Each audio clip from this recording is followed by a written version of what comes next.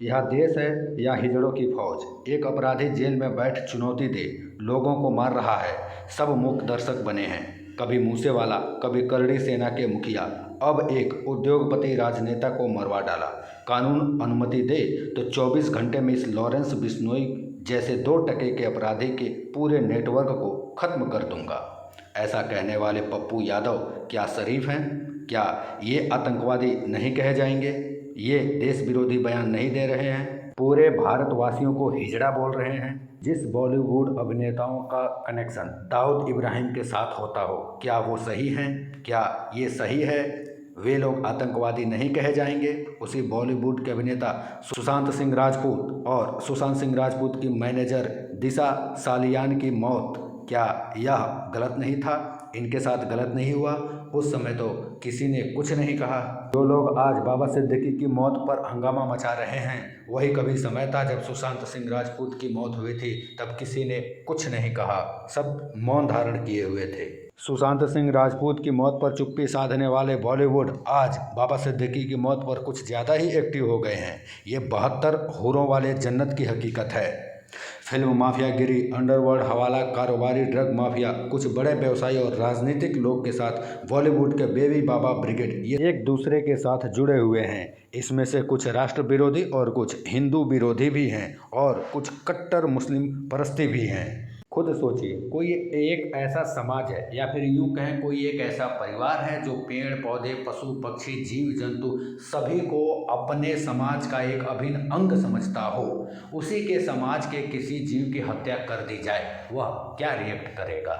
अगर सलमान खान सच में बड़ा होता तो सलमान खान को यहाँ पर माफ़ी मांग लेनी चाहिए थी। बिश्नोई समाज की तरफ से कहा गया था कि अगर वो हमारे मंदिर में आकर हाथ जोड़कर माफ़ी मांग ले बिश्नोई समाज से तो हम उन्हें माफ़ कर देंगे, लेकिन सलमान खान ने इतना भी नहीं किया। जैसी करनी वैसी भरनी, जो जैसा करेगा वैसा भरेगा। आखिर जिस लॉरेंस बिश्नोई को आज आतंकवादी कहा जा रहा है, या फिर जिस लॉरेंस बिश्नोई की सलमान खान से इतनी दुश्मनी के चर्चे हो रहे हैं, वह लॉरेंस बिश्नोई कौन है? आज लॉरेंस बिश्नोई के बारे में थोड़ा जानते हैं। पंजाब के फाजिल्का में पुलिस विभाग में एक कांस्टेबल और उनकी पत्नी एक बच्चे को जन्म देने वाले थे। पढ़ी लिखी माँ ने अपनी संतान के आने की खुशी में सारी तैयारियां कर रखी थी।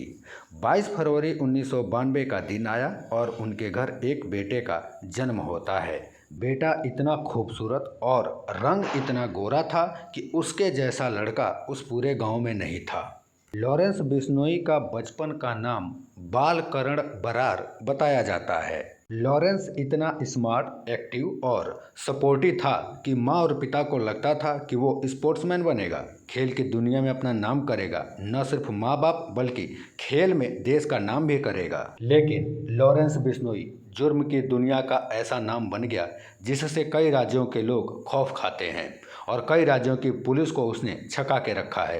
एक स्मार्ट नौजवान कैसे देखते ही देखते ऐसे कुख्यात गैंगस्टर लॉरेंस बिश्नोई में तब्दील हो गया कि जेल में होने के बावजूद भी जुर्म की दुनिया में उसका सिक्का चलने लगा। लॉरेंस चंडीगढ़ में पंजाब विश्वविद्यालय में पढ़ाई करता था। वो कुश्ती लड़ता था, वर्जिश करता था और काफ़ी सपोर्टिव था। इसी दौरान वो छात्र राजनीति में भी उतरा। लॉरेंस ने चुनाव लड़ने के लिए एक संगठन बनाया जिसका नाम student organisation of Punjab university रखा गया और इसी के बैनर तले उसने छात्र संघ का चुनाव भी लड़ा। जीतने के लिए सारे हथकंडे अपनाए, लेकिन वो चुनाव हार गया। उस समय पंजाब में गैंगवार का दौर था। इन्हीं में से एक गैंग थी कुख्यात अपराधी दविंदर बम्बिहा का। बम्बिहा और लॉरेंस बिश्नोई ग्रुप के बीच बात बात पर टकराव होने लगा। दोनों के बीच गैंगवार हुई जो पंजाब में जग जाहिर थी, लेकिन 2016 में पुलिस एनकाउंटर में दविंदर बम्बिहा मारा गया। दूसरी तरफ बिश्नोई अपराधों में लिप्त हो गया। साथ में ये भी बताया जाता है कि लॉरेंस बिश्नोई के कॉलेज के टाइम पे उसकी एक गर्लफ्रेंड हुआ करती थी जिससे वो शादी करना चाहता था, लेकिन चुनाव के बाद होने वाली गैंगवार में उसकी गर्लफ्रेंड का मर्डर हो गया, जिसका बदला लेने के लिए वो पूरी तरह से अपराध की दुनिया में कूद गया और देखते ही देखते आज वो जुर्म की दुनिया में बहुत आगे बढ़ गया है। बिश्नोई का नेटवर्क बहुत बड़ा है, इतना बड़ा कि कनाडा तक उसका परचम लहराता है। लेकिन लॉरेंस बिश्नोई ने कभी ये बयान नहीं दिया कि भारत तेरे टुकड़े होंगे। उसने कभी भारत विरोधी बयान नहीं दिए। उसने कभी हमारे देश का दूसरे देशों में सर नहीं झुकाया। लॉरेंस बिश्नोई कभी ये नहीं कहता कि अफजल हम शर्मिंदा हैं, तेरे कातिल जिंदा हैं। जिस जेल में लॉरेंस बिश्नोई बंद है, उस जेल के पुलिस अधिकारी भी बताते हैं, वो अपने इंटरव्यू में भी कहते हैं कि लॉरेंस बहुत ही सपोर्टिव है। जेल में कोई ऐसी हरकत नहीं करता कि प्रशासन को उसके खिलाफ सख्त होना पड़े। सलमान खान ने इजाज़त न होने के बावजूद भी काला हिरण मारा और गलत किया। अब गलत कर दिया तो इसके बाद उसको माफ़ी मांग लेना चाहिए, जो कि वो अपने ईगो पे अड़ा हुआ है कि मैं माफ़ी नहीं मांगूंगा।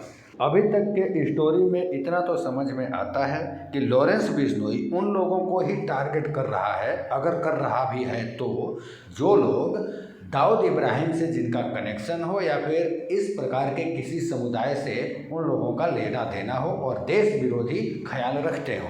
आज लॉरेंस बिश्नोई की उम्र 32 साल है और वह 10 साल से जेल में है, यानी कि 22 साल का था तो जेल में चला गया था। अब बताइए, 22 साल के लड़के का इतना बड़ा नेटवर्क हो गया कि वो कनाडा तक आतंक मचा रहा है। लॉरेंस बिश्नोई काफ़ी स्टाइलिश भी है। देश के जिस भी जेल में रहा हो वहाँ वो लग्जरी और स्टाइलिश ही रहा है।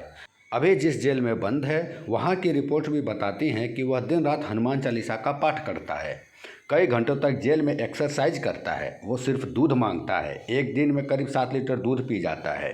उसके साथ जेल में रहने वाले लोग उससे इतने इम्प्रेस हो जाते हैं कि बाहर आने के बाद लॉरेंस के नाम का जाप करने लगते हैं। लॉरेंस बिश्नोई के बारे में उसके चचेरे भाई ने काफ़ी खुलासे किए थे। लॉरेंस बिश्नोई के बारे में बताया था कि उसके पिता हरियाणा पुलिस में एक कांस्टेबल थे। उनके पास गांव में 110 एकड़ ज़मीन थी। लॉरेंस ने अपनी चाची के कहने पर अपना नाम बदला था। चाची को लगता था कि लॉरेंस नाम उस पर अच्छा लगेगा।